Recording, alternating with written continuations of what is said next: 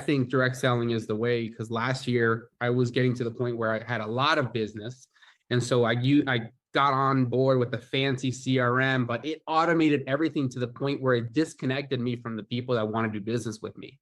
So now I'm doing what Claude does. Yeah, give me a call. I'll pick it up or shoot me a text, and then I give them a call, and then I go into the conversation, open them up, and I either send a lead magnet that I promised, or we'll talk further about, hey, maybe we should do this one-on-one. How, I don't care how automated we become. I think there's always a human factor, a human need for that person who says, I care, I want to help you, I understand how you feel.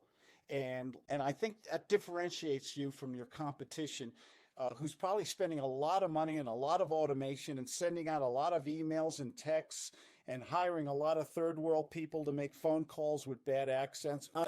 I think there's something to be said about direct selling and helping another person and not feeling guilty about being compensated reasonably.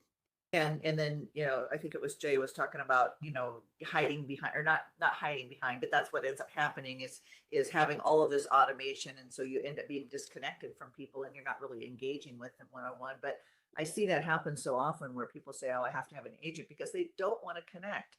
So I think they're just, the idea of just people engaging, face to face or Zoom to Zoom or however, but even if it's on phone or text mail or texting or whatever, but just not having those barriers that inhibit real conversation. And all he did was talk to people directly. And I think we want to automate things so much that we forget about the human factor. I think I want to address it what I meant by the direct selling. You want people to get attracted to you, like create content that gets people to open up a conversation.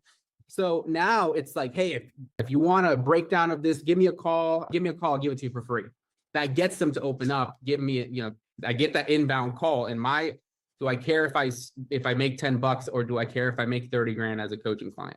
I'd rather have that conversation. And he says the most profound thing. And he lived on Park Avenue, a very wealthy section of New York City. And he said, never underestimate a small amount of money coming in consistently on a regular basis. I spend literally no money for warm prospects.